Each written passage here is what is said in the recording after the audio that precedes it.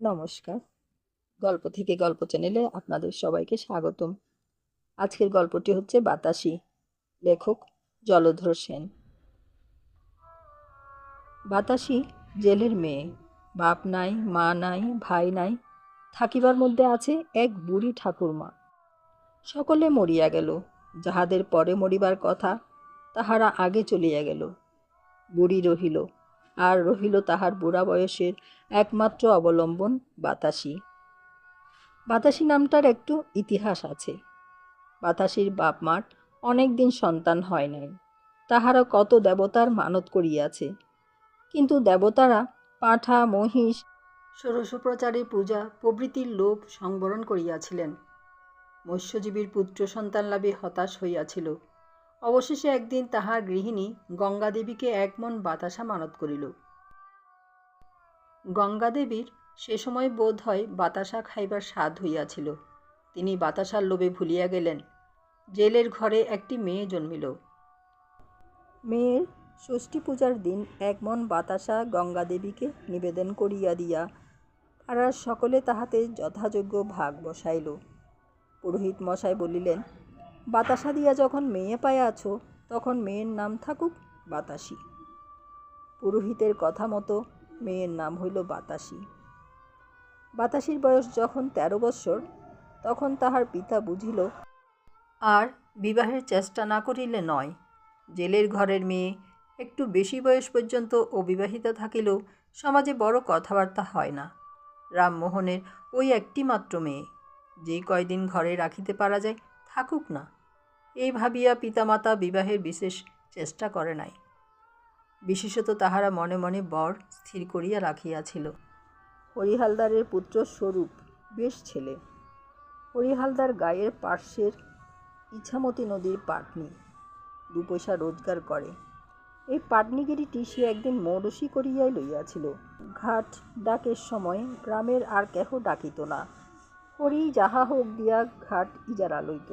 বাতাসির পিতামাতার স্বরূপের সঙ্গেই কন্যার বিবাহ দিবার ইচ্ছা ছিল। এতদিন কথাটা বলি বলি করিয়াও বলা হয় নাই। এখন মেয়ে 13 বৎসরে পড়িল, সুতরাং আর অপেক্ষা করা সঙ্গত নয়। রামমোহন প্রস্তাব করিল। হরি আনন্দে সম্মত হইল। মেয়ে সুন্দরী। স্বরূপের সঙ্গে বাতাসি শৈশবে কত খেলা করিয়াছে, নৌকায় চড়িয়াছে, দুজনে খুব ভাব। কিন্তু বিবাহের কাল বিলম্ব হইল। স্বরূপের তখন 20 বৎসর বয়স। জোর বৎসরে ছেলের বিবাহ দিতে স্বরূপের মাতা আপত্তি হইল। রামমোহন বলিল, বেশ, এত তাড়াতাড়ি কি? 1 বৎসর পরেই বিবাহ হইবে।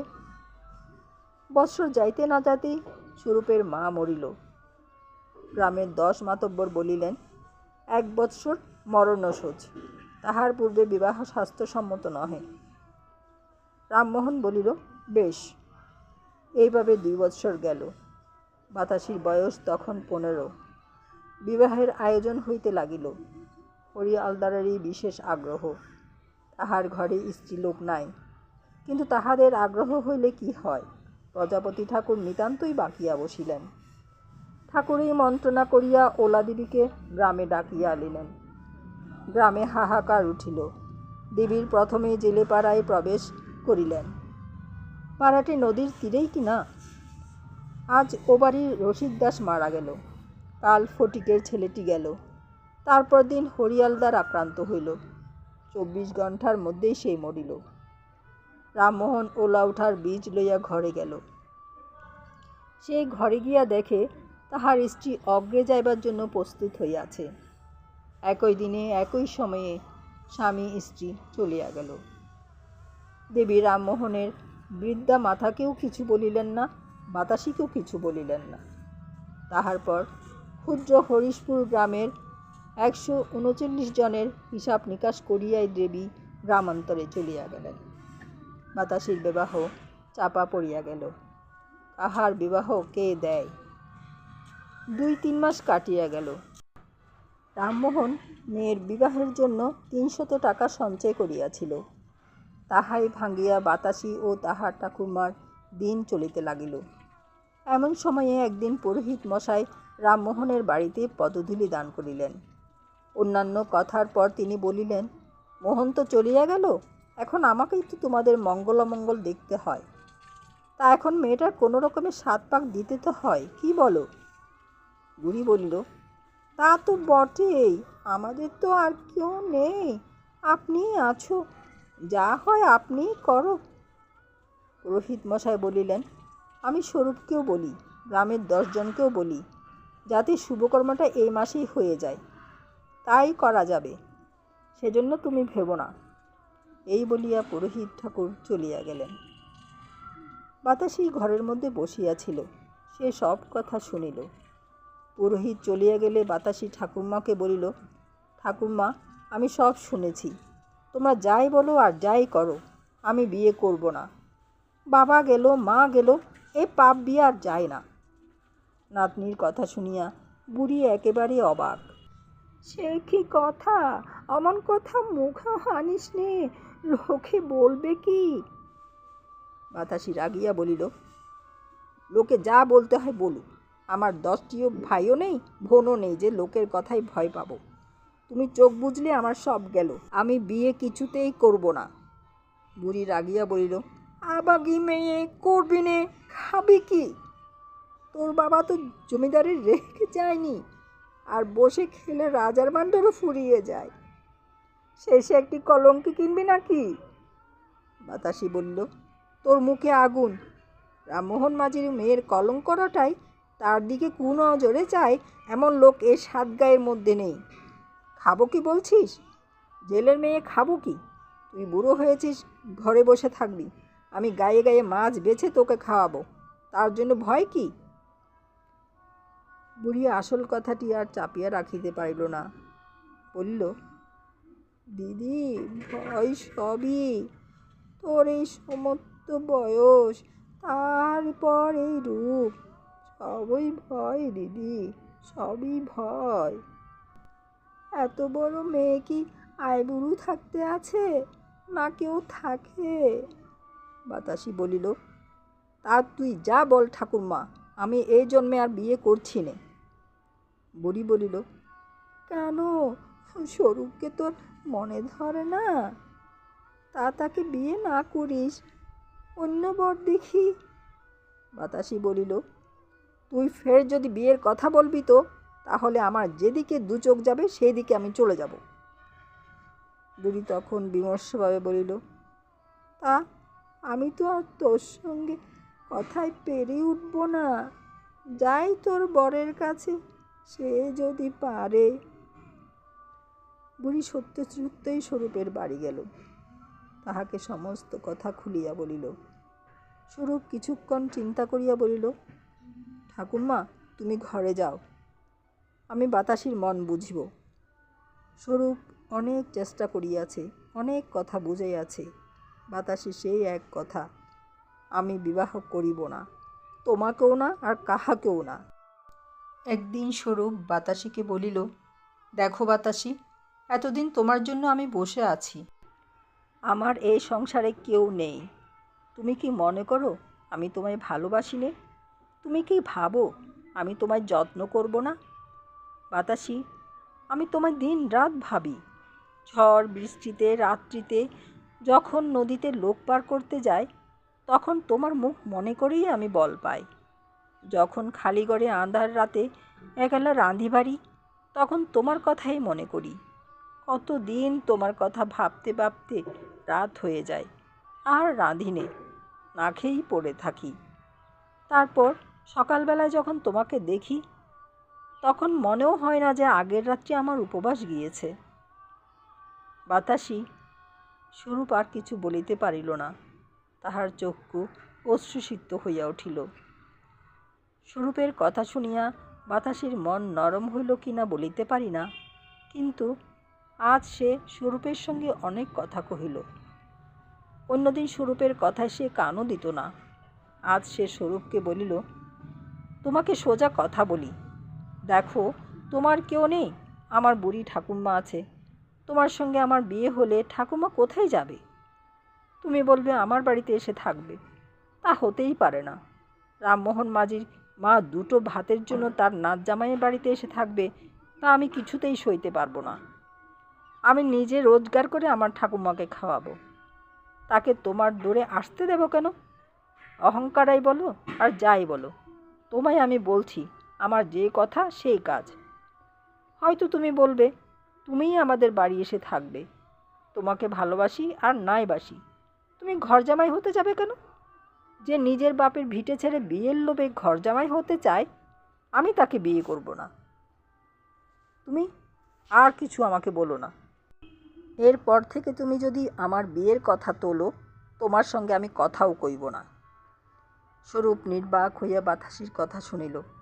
তাহার কথা শেষ হইলে স্বরূপ কি বলিতে যাইতেছিল, কিন্তু বাতাসি তাড়াতাড়ি ঘরে চলিয়া গেল। স্বরূপ কি ভাবিতে ভাবিতে খেয়া নৌকায় গিয়া বসিল। বাতাসে এখন মাছ বিক্রয় করিয়া বেড়ায়। নদীর তীরে তীরে ঘুরিয়া জেলেদের নিকট হইতে সে মাছ কিনিয়া ওপারের হাটে যায়। সেখানে মাছ বিক্রয় করিয়া হাটের পরে আবার নদী পার হয়, ঘরে আসে। প্রথম প্রথম কয়েকদিন সে স্বরূপের নৌকাতেই পার হইত। স্বরূপ সুবিধা পাইলে বাতাসিকে কত কথাই বলিত। বাতাসি কোনো কথার উত্তর দিত না। 1 মাস পরে একদিন বাতাসি মাসের পারে 4 আনা স্বরূপকে দিতে গেল। স্বরূপ পয়সা লইয়া জলে ফেলিয়া দিল। তাহার পর বলিল, বাতাসি, তুমি কি মানুষ? কি বলে আমায় পারের পয়সা দিতে এলে? বাতাসি এই কথার আর উত্তর করিল না, চুপ করিয়া ঘরে চলিয়া গেল। সেই দিন হইতে সে স্বরূপের ঘাটে আর পার হইত না। এক রোজ ভাটিতে আর একখানি খেয়া ছিল।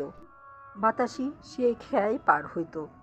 তাহাতে এপারে ওপারে প্রায় 2 ক্রোশ পথ হাঁটিতে হইত, কিন্তু সে তাহা গ্রাহ্যই করিত না। এদিকে স্বরূপের খেয়ায় প্রতিদিন কত লোক পার হইত।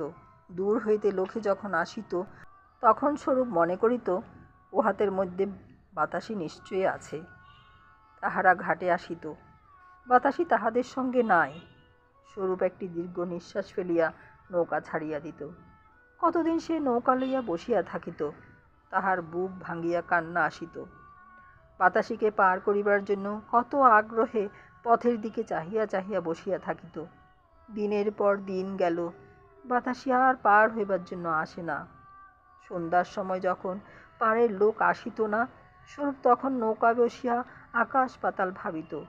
একটু শব্দ হইলেই পাড়ের দিকে চাহিয়া দেখিত।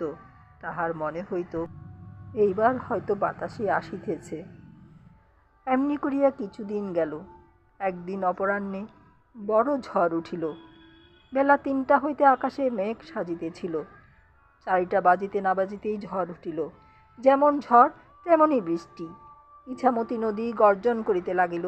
চারিদিক অন্ধকার হইয়া গেল। আকাশে প্রলয়ের মেঘ গর্জিতে লাগিল। স্বরূপ খেয়া নৌকাখানি ডবল কাঁচি দিয়া তীর সংলগ্ন করিল। বৃষ্টিতে তাহার কাপড় ভিজিয়া গেল। সে তখন তাড়াতাড়ি তাহার কুঠিরে যাইয়া আশ্রয় গ্রহণ করিল। ভিজা কাপড় ছাড়িয়া এক ঝিলিম থামাক সাজিয়া স্বরূপ ধূমপানের আয়োজন করিতেছে। এমন সময় বাহিরে যেন একটি শব্দ হইল। স্বরূপ কান পাতিয়া শুনিল, কে যেন ঘরের পার্শ্বে আসিয়া দাঁড়াইল। তাহার পরেই অতি কোমল কণ্ঠে কে ডাকিল, স্বরূপ! এই যে চেনা গলা! এই কণ্ঠস্বর শুনিবার জন্য স্বরূপ যে আজ কতদিন কান পাতিয়া প্রতীক্ষা করিতেছিল। কিন্তু আজ এ কি, এমন অসময়ে, এই দুর্যোগে, প্রবল ঝড় বৃষ্টি মাথায় করিয়া বাতাসি আসিবে কেন? না না, বাতাসি নয়। স্বরূপ মনে করিল তাহার ভ্রম হইয়াছে। এই ঝড়ে এই দুর্দিনে বাতাসি তাহার কুটির দ্বারে আসিবে, তাও কি হয়? তবুও স্বরূপ কান পাতিয়া রহিল। হায় মোহ! এবার শব্দটি আরও একটু স্পষ্ট হইল। কে ডাকিল, স্বরূপ, স্বরূপ, ঘরে আছো? আর তো সংশয় নাই, এ নিশ্চয়ই বাতাসির কণ্ঠস্বর। স্বরূপ তখন তাড়াতাড়ি হুঁকা রাখিয়া দ্বার খুলিল। দেখিল দ্বারের সম্মুখে বাতাসি একটি ঝুড়ি মাথায় করিয়া দাঁড়াইয়া আছে। তাহার সর্বাঙ্গ সিক্ত ও কর্দমাক্ত। স্বরূপ আর বাতাসিকে কথা কহিবার অবকাশ দিল না। তাড়াতাড়ি তাহার মস্তক হইতে মাছের ঝুড়ি নামাইয়া লইল এবং তাহার হাত ধরিয়া ঘরের মধ্যে টানিয়া আনিল। তারপর সে চুপ করিয়া দাঁড়াইয়া রহিল। তখন বাতাসি বলিল, স্বরূপ, আমায় পার করে দেবে? আমাকে এখনই ওপারে যেতে হবে। আর এমন ভয়ানক দুর্যোগ, এই ঝড়ে পার? বাতাসি বলে কি? এই প্রলয়ের ঝড়ে পার করিতে হইবে, তাও যাকে তাকে নয়, বাতাসিকে। বাতাসি বলে কি? স্বরূপ কথাটা হয়তো শুনিতে পায় নাই মনে করিয়া বাতাসি আবার বলিল, স্বরূপ, আমায় পার করে দেবে? স্বরূপ বলিল, বাতাসি, তোমাকে পার করবার জন্য আমি তো দিন রাত পথ চেয়ে আছি। তুমি তো আমার খেয়ায় পার হতে আসো না বাতাসি। বাতাসি কোমল স্বরে বলিল, স্বরূপ, আমাকে 5টার মধ্যে এই মাছ ওপারে মুখুজ্জেবাবুদের বাড়ি দিতে হবে। 3 টাকা বায়না নিয়েছি, আমাকে যেতেই হবে। ও ঘাটে গিয়েছিলাম, তারা এ ঝড়ে খেয়া দেবে না, তাই বিপদে পড়ে তোমার কাছে এসেছি। তুমি আমায় পার করে দাও। আজকের এই ঝড়ে তুমি ছাড়া আর কেউ পারে যেতে সাহস করবে না। এই বলিয়া বাতাসি স্বরূপের মুখের দিকে চাহিল। স্বরূপ এমন রূপ আর কখনো দেখে নাই, এমন কথাও আর কখনো শোনে নাই। সে বলিল, বাতাসি, তোমায় পারে নিয়ে যাব, তার আর কথা কি? কিন্তু তোমার না গেলে হয় না। তুমি এখানেই থাকো, আমি ওপারে মাছ পৌঁছে দিয়ে আসি। বড় তুফান বাতাসি, আজ বড় তুফান। বাতাসি বলিল, তা হবে না স্বরূপ, তুমি যে একলা এই ঝড়ে আমার জন্য পারে যাবে তা হবে না, আমিও যাব। চলো, আর দেরি করো না, ঝড় ক্রমেই বাড়ছে। স্বরূপ বলিল, বাতাসে, আমার জন্য তোমার ভয় হয়? এ কথা তো আগে কখনো বলনি। চলো, তোমাকে আজ পারে নিয়ে যাই। স্বরূপ হালদার আজ ঝড়ের সঙ্গে লড়াই করে পাড়ি মেরে দেবে। চলো, আজই তোমায় নিয়ে পারে যাবার সময়। স্বরূপের চক্ষু দিয়া আগুন বাহির হইতেছিল। সে তখন মাছের ঝুড়ি মাথায় তুলিয়া লইল। বাতাসি 2খানি বৈঠা লইল। নদীর মধ্যে কি যাওয়া যায়? অনেক কষ্টে তাহারা নৌকায় উঠিল। স্বরূপ একবার আকাশের দিকে চাহিল, তারপর নৌকার কাছি খুলিয়া দিল। নৌকা নাচিয়া উঠিল। স্বরূপ বলিল, বাতাসি, ওখানে নয়, আমার এই হালের কাছে এসে বসো। দেখো স্বরূপ তোমায় পারে নিয়ে যেতে পারে কিনা। সত্য সত্যই স্বরূপ আজ ঝড়ের সঙ্গে যুদ্ধ করিতে করিতে অগ্রসর হইতে লাগিল। বাতাসি থাকিয়া থাকিয়া বলে, বাঁয়ে স্বরূপ, বাঁয়ে টান রেখো, ওই ঢেউটা কেটে ওঠো। আর বেহবল দৃষ্টিতে সে এক একবার স্বরূপের দিকে চায়। কি অপূর্ব কৌশল, কি আশ্চর্য শক্তি! স্বরূপ নিজে নিজেই বলিতে লাগিল, চলো মোর ভাই, আর একটু, ওই ঢেউটি কাটাতে পারলেই হয়। সাবাস জোয়ান! নিজের বল বৃদ্ধির জন্যই স্বরূপ কথা কহিতেছে। যখন এক একবার সে ক্লান্ত হইয়া পড়ে, তখন সে বাতাসির মুখের দিকে চায়, আর তাহার বুকে নতুন করিয়া বল আসে। ঝড় বৃষ্টির সহিত তুমুল সংগ্রাম করিয়া স্বরূপের নৌকা পাড়ে পৌঁছিল। স্বরূপ এক লম্পে তীরে নামিয়া নৌকা টানিয়া ধরিল। তাহার পর নদী তীরের বটগাছের সঙ্গে নৌকার কাছি বাঁধিল। তখনও সন্ধ্যা হয় নাই। স্বরূপ ক্লান্ত হইয়া নদীর তীরে বসিয়া পড়িল। তখন বৃষ্টি পড়িতেছে। বাতাসি তখন স্বরূপকে বলিল, স্বরূপ, আজ ওপারে গিয়ে কাজ নাই, নৌকা এখানেই থাক, তুমি উপরে চলো। বাজারের একটি দোকানে আজ তুমি থেকো। আমার সঙ্গে তো কিছুই নেই, বাবুদের বাড়ির যে টাকা পাবো তার থেকে কিছু তোমায় দিয়ে আসবো। তুমি খেয়ে দিয়ে রাত্রিটা কাটিয়ে দাও, আমি বাবুদের বাড়ির এক কোণে পড়ে থাকব। কি বলো? স্বরূপ উঠিয়া দাঁড়াইল, বলিল, তা হবে না বাতাসি, তোমাকে না নিয়ে আমি কোথাও যাব না। তোমায় পারে এনেছি, তোমায় ঘরে নিয়ে যাব। যতক্ষণ তুমি না আসবে ততক্ষণ পথের দিকে চেয়ে আমি ওই খেয়া নৌকায় বসে থাকব। মাথায় আকাশ ভেঙে পড়লেও মরব না। বাতাসে হাসিয়া বলিল, আর যদি আমি না আসি? স্বরূপ বলিল, তাহলে স্বরূপেরও এই জীবনের মতো খেয়া দেওয়া শেষ। আর স্বরূপ কাউরে পার করবে না। যাকে পার করবার জন্য সে এতদিন বেঁচে ছিল, সে যদি আর পারে না যায়, স্বরূপের খেয়া দিয়ে কাজ কি? বাতাসি মাথা নিচু করিয়া কি ভাবিল, তাহার পর বলিল, তুমি নৌকায় থাকো, আমি মাছ পৌঁছে দিয়ে আসছি, তারপর দুজনে ঘরে যাব। এই বলিয়া বাতাসি মাছের ঝুড়ি মাথায় করিয়া তীরে উঠিল। স্বরূপ এক দৃষ্টে তাহার দিকে চাহিয়া রহিল। বাতাসি যখন অদৃশ্য হইল, তখন সে দীর্ঘ নিঃশ্বাস ফেলিয়া সেই নৌকার উপর বসিয়া পড়িল। যখন সন্ধ্যা হয় তখন বাতাসি ফিরিয়া আসিল। তখন আকাশে আরও একখানা কালো মেঘ উঠিতেছিল। নদী তীর অন্ধকার, ঘাটে একখানিও নৌকা নাই। বাতাসি ডাকিল, স্বরূপ। স্বরূপ উত্তর দিল, বাতাসি। এক লম্পে নৌকা হইতে নামিয়া স্বরূপ বাতাসির নিকট উপস্থিত হইল। বাতাসি আকাশের নতুন কালো মেঘখানি দেখাইয়া বলিল, স্বরূপ, ও মেঘখানি বড় ভালো নয়, মেঘের গতিক দেখে নৌকা ছাড়লে হতো। স্বরূপ মেঘখানির দিকে চাহিয়া বলিল, ও কিছু নয়, ও মেঘ উঠে আস্তে আস্তে আমরা পাড়ি জমিয়ে দেব। ওই তো ওপারের বটগাছ ঝাউ গাছ দেখা যাচ্ছে, দেখতে দেখতে চলে যাব। তুমি নৌকায় উঠে ভালো করে বসো, কোনো ভয় নাই। বাতাসি বলিল, স্বরূপ, মেঘখানে একটু দেখে গেলেই হতো, এখনই তুফান উঠবে, আকাশের গতিক ভালো নয়। স্বরূপ সে কথায় কর্ণপাত না করিয়া নৌকা ছাড়িয়া দিল। শিখিখানি নদী যাইতে না যাইতে একেবারে আকাশ ভাঙিয়া ঝড় আসিল। স্বরূপ বলিল, বাতাসি, ভয় নেই, ওই ডাঙ্গা দেখা যাচ্ছে, দেখতে দেখতে যাব। বাতাসে একটু অদূরে বসিয়াছিল, সে তখন স্বরূপের আরও একটু নিকটে আসিয়া বসিল। স্বরূপ সিংহ বিক্রমে হাল চালাইতে লাগিল। এমন সময় হঠাৎ হালখানি ভাঙিয়া গেল। স্বরূপ জলে পড়িতে পড়িতে বাঁচিয়া গেল। নৌকা ঢেউর উপর আছাড় খাইতে লাগিল।